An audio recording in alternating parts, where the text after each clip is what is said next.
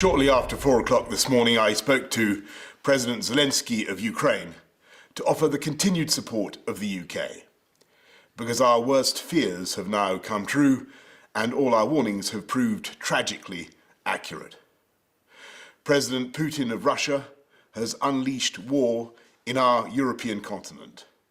He's attacked a friendly country without any provocation and without any credible excuse. Innumerable missiles and bombs have been raining down on an entirely innocent population.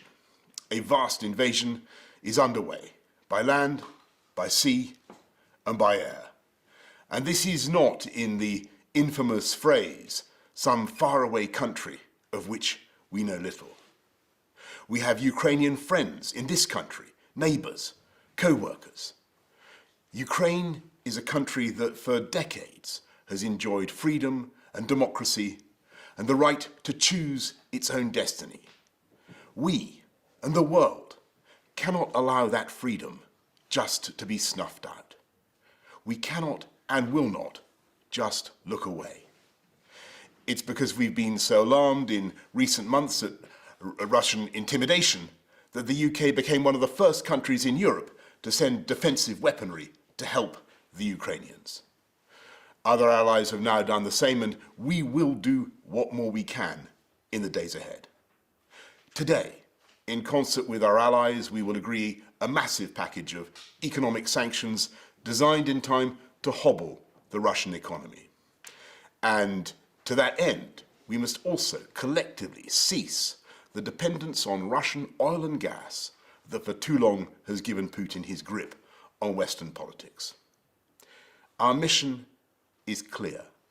Diplomatically, politically, economically, and eventually militarily, this hideous and barbaric venture of Vladimir Putin must end in failure. And so I say to the people of Russia, whose president has just authorized a tidal wave of violence against a fellow Slavic people, the parents of Russian soldiers who will lose their lives, I cannot believe this is being done in your name, or that you really want the pariah status it will bring to the Putin regime. And I say to the Ukrainians in this moment of agony, we are with you. We're praying for you and your families, and we are on your side. And if the months ahead are grim and the flame of freedom burns low, I know that it will blaze bright again in Ukraine, because for all his bombs and tanks and missiles, I don't believe that the Russian dictator will ever subdue the national feeling of the Ukrainians and their passionate belief that their country should be free.